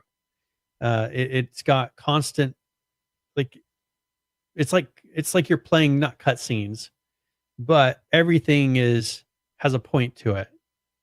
Everything is voice acted. Yeah, it was very well done, and so I've been going through and just always, I'm like, I'm gonna go to quest driven. Can I ask you a question? Yeah. Did you get a Firewatch vibe from this at all? Yes, I actually, Firewatch was is probably one of the more similar things to this. As far as Firewatch, I felt like it was just kind of drawing me through the story, right? Because like it's like saying, it's telling you the story, and you're like, I want to go find the next part of the story. So you go into the next thing, and you're just drawn through the whole thing. This is very much the same way. I may have to get but this. There's more content. I think there's more content in this than oh Christ, I hope so, because Firewatch is like a 3-hour playthrough. I might wait till you finish it to get a little bit further to see how much more there is. But for some reason, I just got you mentioned everything being voice acted, everything kind of being a cutscene, and Firewatch is the same way. Everything you do is like a movie. Like you go into something and it goes into a cutscene, so it's not like you're still running around, but like you go into a building and you go interact with a new character. It's not just that character you see, them standing there talking. And you like press A real quick to get through the whole thing. Yeah, you're actually listening and watching because you want to know what's happening, and it's telling you the story as you go. It kind of like that very first scene. I mean, if you imagine that very first scene that we saw that you played through in the very beginning, where you're in your office, like that is how it is through so far through this whole part of the game. Well, it seems like they got rid of some junk and it's kind of simplified. Like the crafting system is not overly complex. But I feel like I'm going and getting specific items. It's like, okay, I need this stuff for healing, so I go and find those. But I don't feel like I'm just sitting there gathering nonsense the whole time. So would you recommend this to everybody then at $60? Yeah.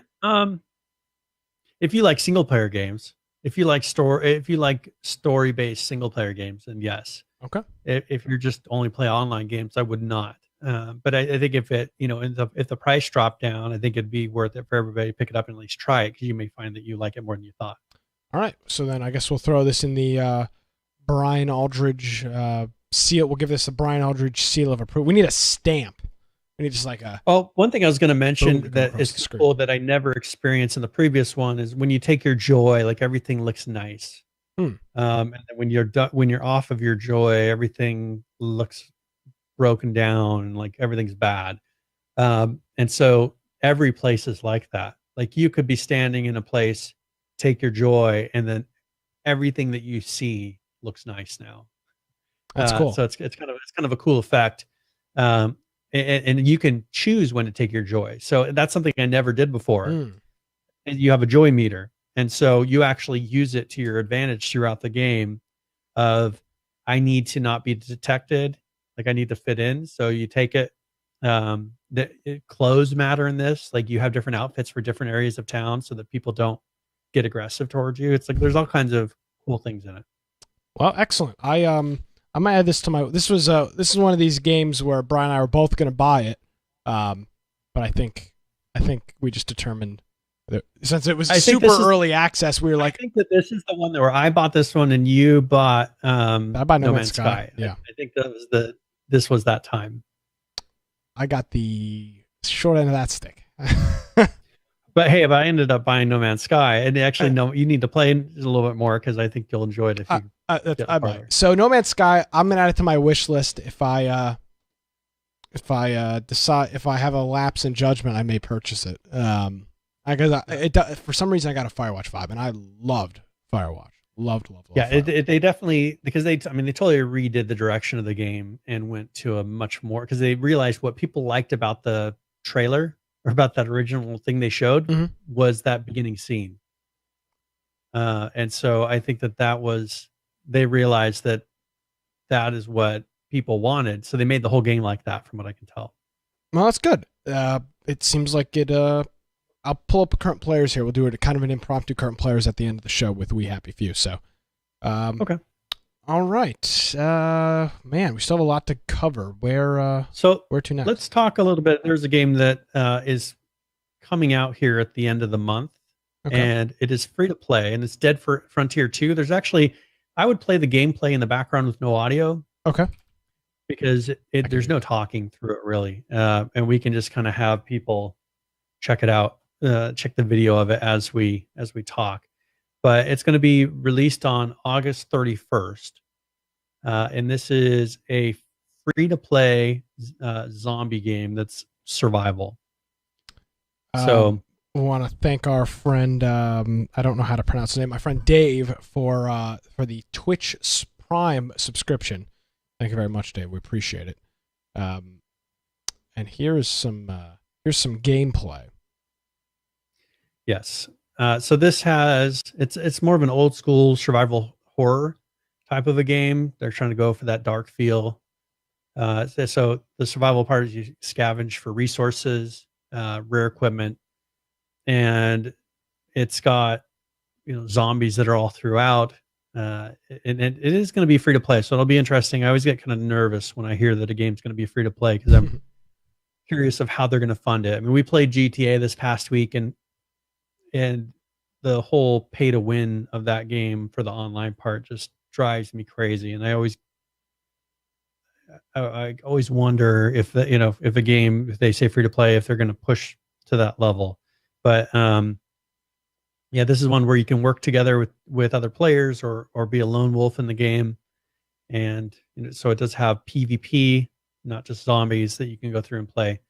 And this will be, so you can go add it to your wish list if you search for Dead Frontier 2, but it will be released on the 31st. The early access. It looks a little clunky.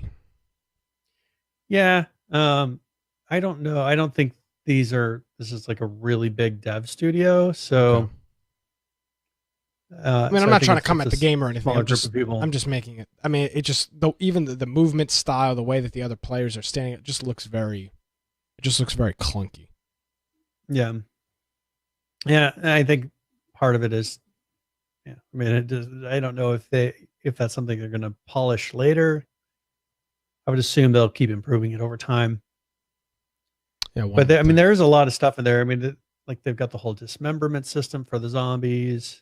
I mean, it's fair. It's good. I don't, let's say this is a team of 5 to 10 people, this is really good for that size of a team. It's hard when we compare it to some of these teams that have 50 people plus. I don't know how big this team is, but we'll to play it and see. I mean, because the thing is, how does it play? I don't care necessarily if everything is totally smooth, but is it fun? Because look at 7 Days to Die. You'd look at the video of that game and you'd be like, what in the world is this game? I mean, this mechanic this mechanic of walking up to a dead object and pressing a button and it searches does not appeal to me at all. Yeah. I mean, I just, again, I haven't played it, but I don't know. Something about this just seems like this looks just unpolished. Yeah. Yeah. The whole inventory system. I mean, it's a freaking list. I mean, it's a big, long list. Oh, that's convenient. So, I mean, we'll just have to try it out. I mean, it'll be free to play. We could always just jump in as a group. Yeah, absolutely. I'm not opposed to. This is just totally off the off the cuff kind of thoughts based on this video. I mean, it may be a game where you play and you're just like, and it may be a game that goes totally play to win. It could be that when it comes out, we play it and we're just like, don't touch this game. I mean, we've run into a lot of those kind of games. Yeah. But we'll see. And when did you say this comes out? The 31st. So okay. Right at the end of the month. Right when we're at PAX. Well, we will not have a chance to play it. So, but it will be free to play. So we can all try it out and see if it's worth playing. I don't know how they're planning on funding it. Yeah, it's always skins tough. like that. What are they going to do to actually fund it? The door says way out above it when you walk near the door. Yeah, I don't know. Who knows? We'll see. I mean, this is all early access stuff, but where they go from here is what I want to see. Yeah, definitely. So anyway, so that's Dead Frontier 2. We'll have a link to the website as well. If you want to go check it out. Yeah, you know what? I would normally be super enthusiastic about a game like this, but we've just been burned. I mean, we were talking about it earlier. How many times have we been burned by games? I have a really hard time getting excited for something like this because we've just been screwed time and time again. Yeah. It sucks. Well, let's look at a game that's kind of a similar concept, Dead Matter. Oh, okay. So this is one talked about Dead Matter a while. Yeah, so this is one where it's a zombie survival. It's supposed to be kind of an atmospheric, similar to that. And so they put out some new screenshots, just kind of show the difference between a year ago, August of 2017 and then August of 2018. So I think that's when they kind of showed it off, was a year ago. Mm-hmm. And so that's 2017. And then 2018, I think it's kind of hard to really see because they have a far away. Yeah, it's tough to see. But I think immediately they're showing off the clutter on the ground. I did ask them, I made a comment, and they'd responded to me about the buildings because we had made a comment a couple of, I don't remember how many episodes ago about the buildings, and someone said that, that looks like a building from this other game. Yeah, and he had watched that segment at least and said, no, the buildings are all custom made. I remember that. Yeah. So that is one thing that I will give him that he's done very well is he is going through and they're making a lot of custom assets in this game. They're not relying on all marketplace stuff, which is something that I was nervous about when it first came out. How much of this is going to be marketplace stuff versus custom stuff? And I think that with the amount of money and support he got from the Kickstarter, more than he had asked for or expected, I think, he made the decision to go through and let's just make it all custom. I mean, that's one thing that PUBG didn't do that I feel like giving flack to. There was a week ago, I actually have a link to it, I think at the bottom of the old show notes for PUBG. Now I don't know where the link went, but he was making prop items out of like the med kit things. He had like little things he was using as props when he was talking. Mm-hmm. Those are assets from the Unreal Marketplace. They didn't make those assets. Those are purchased from the thing is the terms of service for assets from the marketplace is you can only use them in a game. You cannot use them for anything else. You can't make physical merch out of them. Mm. Can't do anything else. So when he goes and does stuff like that, he's actually breaking the terms of service of Unreal, making stuff like that. And it just kind of drives me crazy. It's like, you've made so much money off of PUBG. Why didn't you guys go and make your own assets? Well, because now it's iconic. Yeah. Now no one else can use that asset without someone saying you're copying PUBG. Yeah. No, PUBG bought that out of the marketplace. Which isn't a problem, by the way. But the thing is, he didn't make a deal with the creator. I mean, he may have worked a deal, but the thing is that marketplace seller, PH brings up, I'm sure he made a deal with that creator. He may have purchased the rights to be able to do it beyond. But the thing is, they're still selling that item in the marketplace, and no one can get away from putting that in a game anymore because everyone looks at it and says that is PUBG. PUBG when clone. All they did, yeah. But all they did was that is just an asset in the marketplace. He should buy the rights out for that from the Unreal Marketplace to where no one else can buy it in the future, and they own it. That's what, sometimes when you could go buy themes for websites, Yeah. if you liked it enough, you could buy it and buy the original, and then they didn't sell it anymore. It just frustrates me that they use a lot of assets, and then the second that PUBG uses them, no one else can use them. So it's a problem when you've got a marketplace where you can buy things. I mean, it's like, what are you going to do?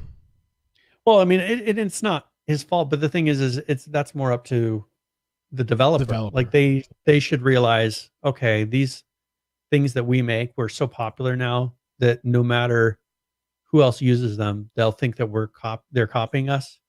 So we should customize these to be something that are our own, not use the exact same. It's identical. Like they didn't change on the one bigger med kit. They did put an H instead of the plus, for the Red Cross type of thing. They put an H instead. And then the little green packet that you get, that's the smaller bandages in PUBG, they didn't even change anything. The label's identical. It says the same words as in the marketplace item. So I don't know. That's just laziness to me, because they could have a modeler redo those and have them out by the end of the day with one of their modelers. It'd take less than a day to do. Do you think maybe this is some of the stuff they may be working on over the next 3 months, even though it's not on their roadmap? I don't think so. Is that not quality of life? I don't think so. No, because it's not something that's taking away from the player experience.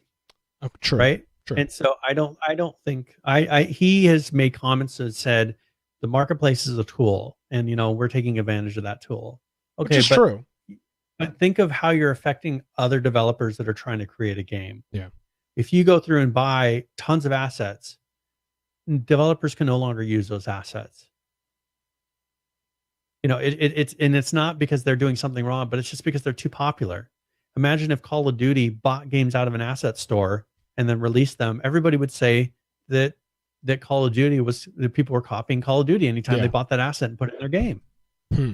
It's not fair. There's no rule against it. And it's not that he's doing anything illegal, but it's not kind, I guess you could say, to other developers, to smaller groups. And the point that you're making is a group like PUBG, they can afford to get something done themselves. If I decided I want modelers. If I decided I want to make a game tomorrow, I would most likely have to go to the asset store and buy some assets, because I wouldn't be able to do everything myself.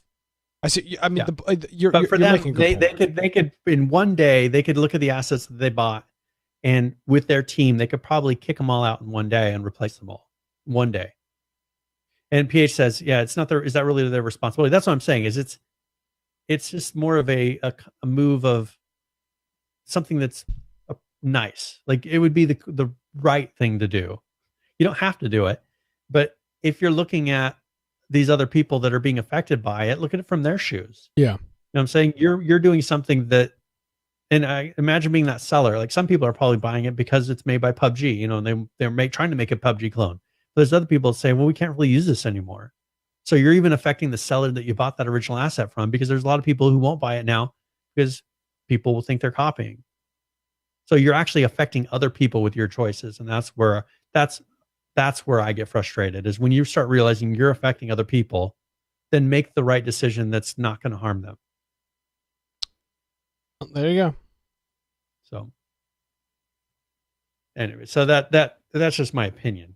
I mean, not that, like, it's not affected me, but I know that there's lots of people where I see that same asset used in their demos, and I know that it's not PUBG's, but your average person out there does not. They look at it and say, how did they get PUBG's medkit stuff in there? Exactly. So, all right. Let's see. Let's play. We haven't played a Rust video in a while. How long is it? Usually about 4 or 5 minutes, I think. Yeah. 4 minutes. Okay. You want to do this and then we'll kind of wrap it up? Yeah, because there's some new stuff. Yeah, we'll do this and then we will we'll finish it. Okay. Let me get this queued up here. This is 8X Scopes. Okay, wait, here, hold on. Would you rather this or the new Red Dead Redemption 2 trailer? Video's too long. It's like 7 minutes. Okay. All right. So I was going to give you the option because I know you would say afterwards we can't play the Red Dead Redemption. Well, we're not playing the Red Dead anyway. It's just too long. You know what I'd rather do, though? 6 minutes, actually. You know what I'd rather do? I'd rather play a little bit of the Red Dead one. Okay, that's fine. So, let me get that pulled up. They've got a little stopping point in the Red Dead one, about probably 2 minutes into the video. So Red Dead released a gameplay video. They released a trailer a little while ago, but they released a gameplay video. It's about 6 minutes long. I think the original was a tons of cutscenes, and that's the issue. It's just like, it was a trailer. Game look like Exactly. This has got a nice female narration, and they go through some stuff. Sorry on the Rust stuff. I mean, we'll get to it at some point, but I think this is of more interest, perhaps. So I'll play a little bit, and I'll find a good stopping point in here. But this is the Red Dead Redemption 2 official gameplay trailer. Got a nice. There we go. They'll probably hang you, buddy.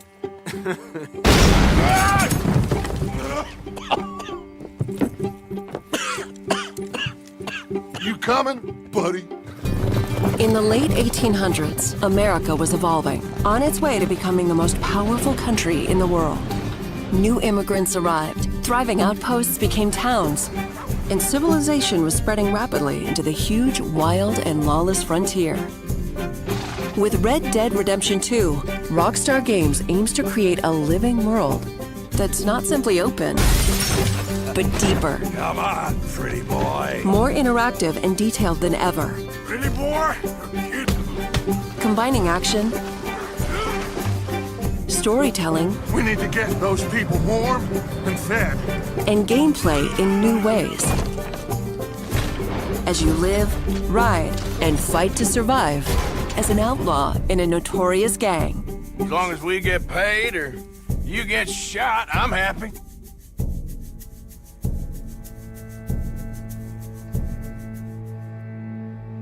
The game is an attempt to capture this pivotal moment when the age of outlaws was ending and the modern world was born. There is a huge world to explore, set across a range of America's heartland and frontier.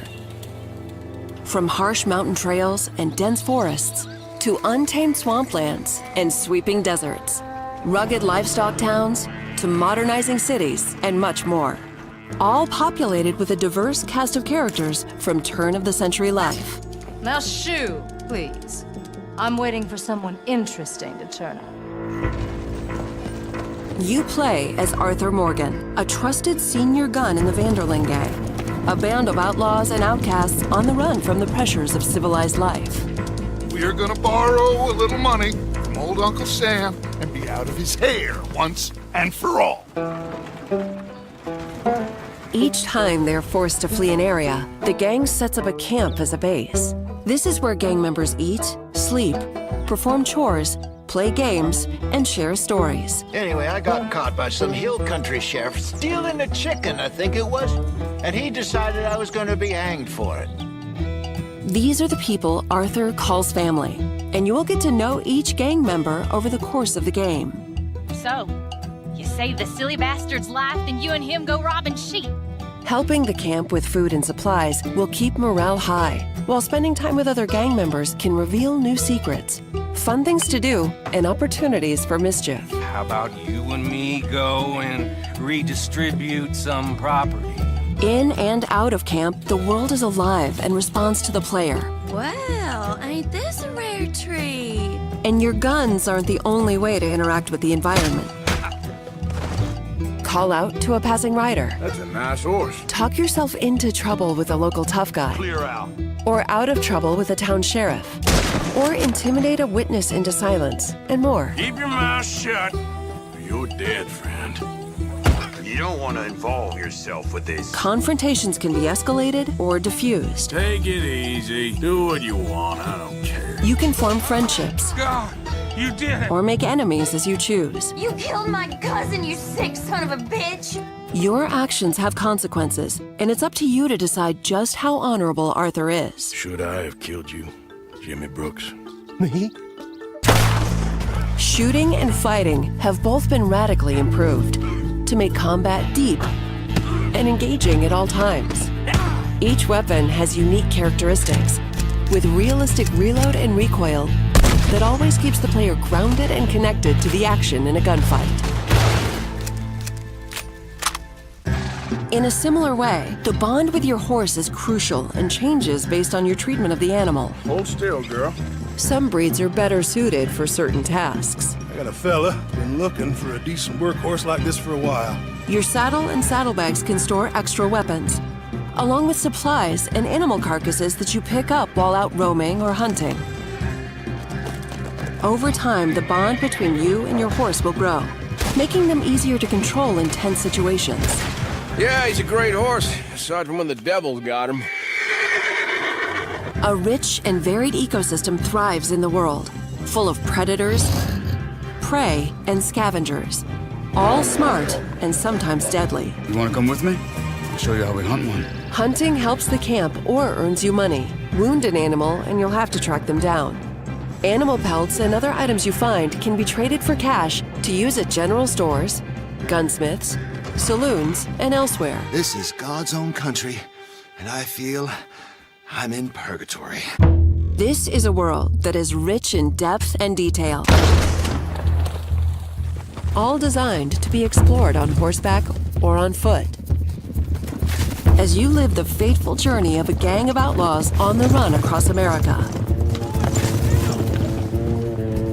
In the next gameplay video, we'll look at missions, activities, enemy gangs, robberies, other things to do, and much more, including the evolution of sharpshooting using the Deadeye system.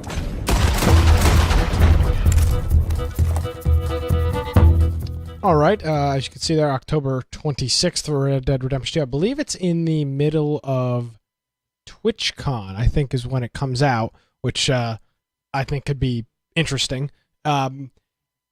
Wow, is this so much more advanced than the last Red Dead Redemption game?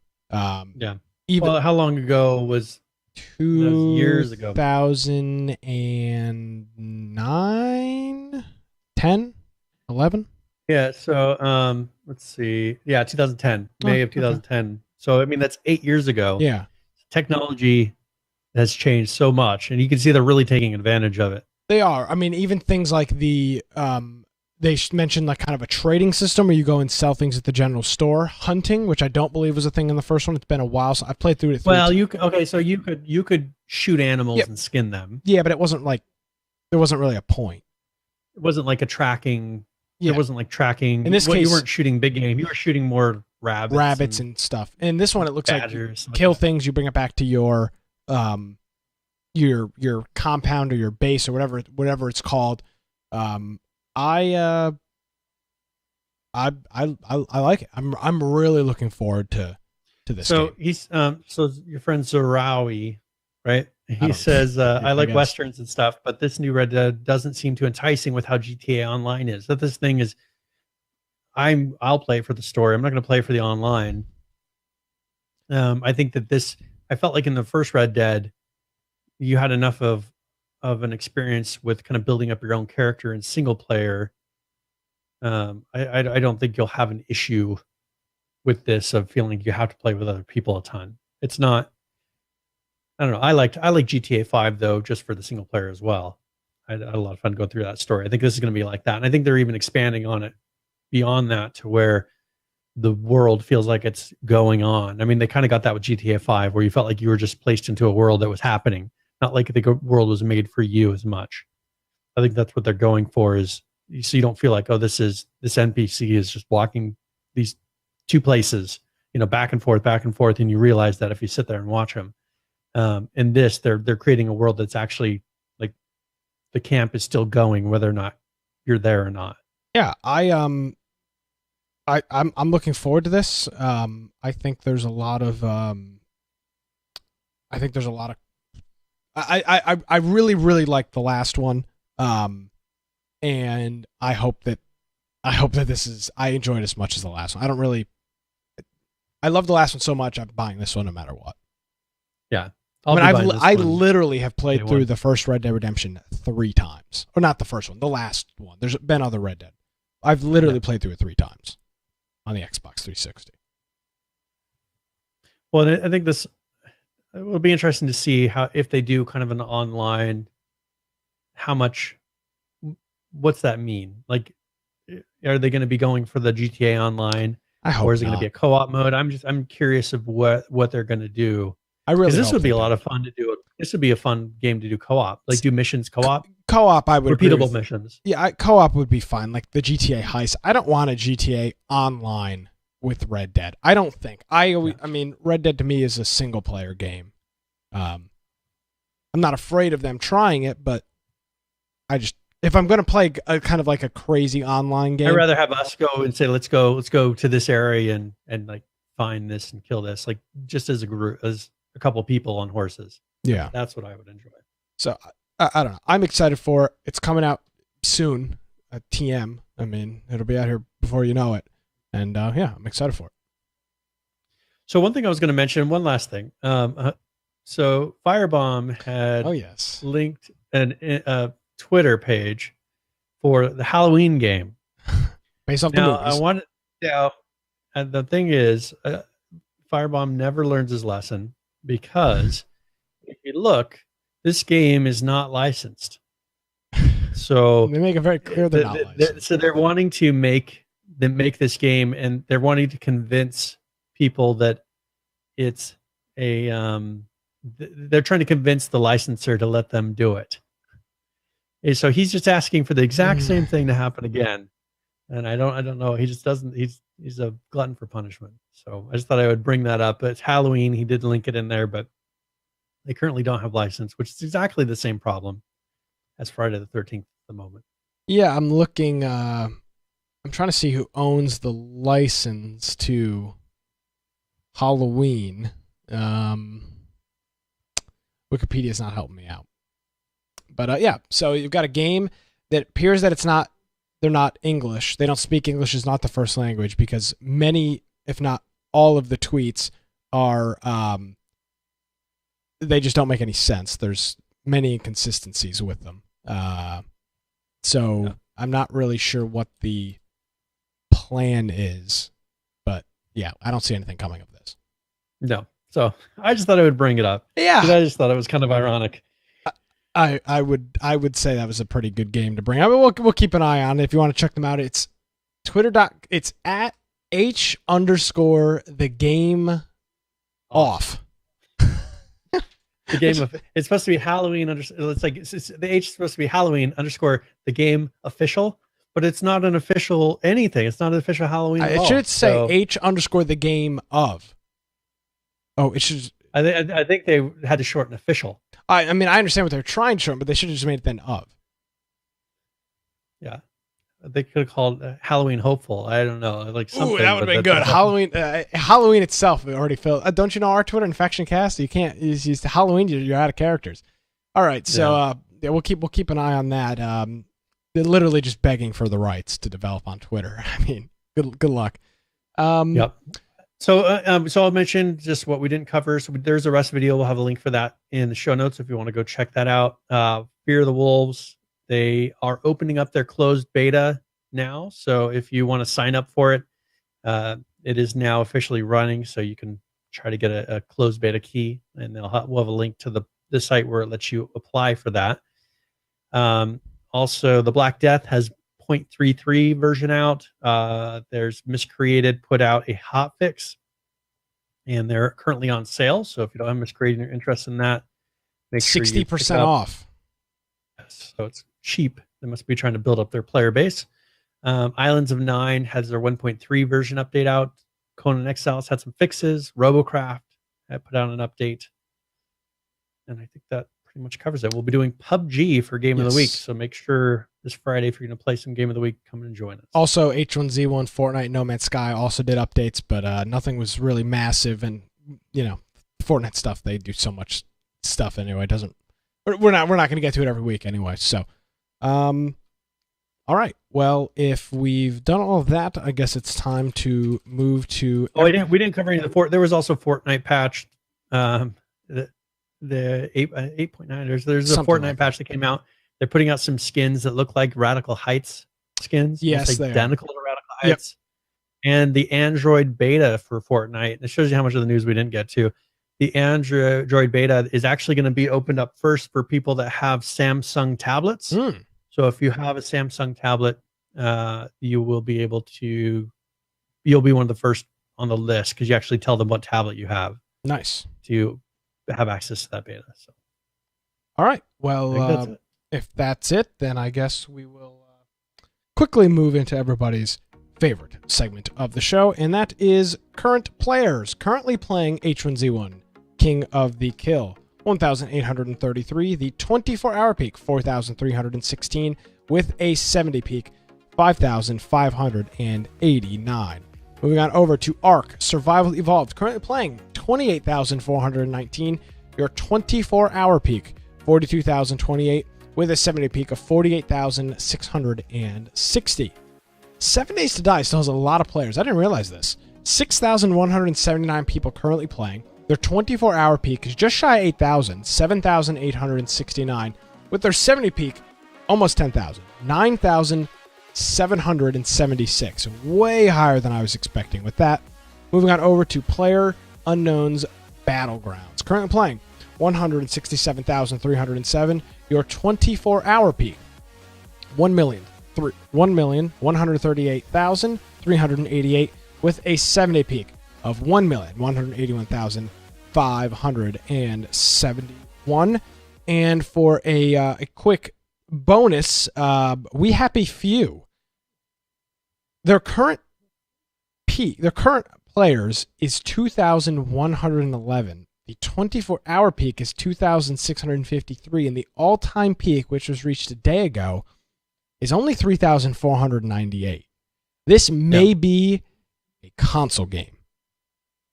Yeah, it would play just as well on console. I feel like this may be a bigger console sell than PC, because these numbers are incredibly low. I mean, there are literally triple the amount of people playing. And it's a fun game. I think that you'll get the number. I think with console, you release it, people will try it because the graphics look really good. Yeah. Right. If you can just get people to try it, they'll enjoy it. So I think that that's the thing, is they can do a launch on console and get a ton of numbers just from people willing to buy it on a console. It's hard to sell the PC community. Yeah, especially in a game like this, it doesn't require the PC. It doesn't require Discord or Steam or doing other alt tabbing and doing other things on your computer. This may be a game it's a Gearbox game. This just may be a game that's bigger on the Xbox and the PlayStation. Who knows? But I mean, it's really well done. And probably a lot of people own it that hadn't even launched it since the update. Yeah. To see that it's a totally different game. It's the game that I think they were expecting from that original trailer. So. Absolutely. Alrighty. Well, that's current players. All right. So let's go and roll into tip of the week, where either I talk about a general gaming tip or one for a specific game. And since I've been playing some We Happy Few this week, it'll be that game. So this is tip of the week.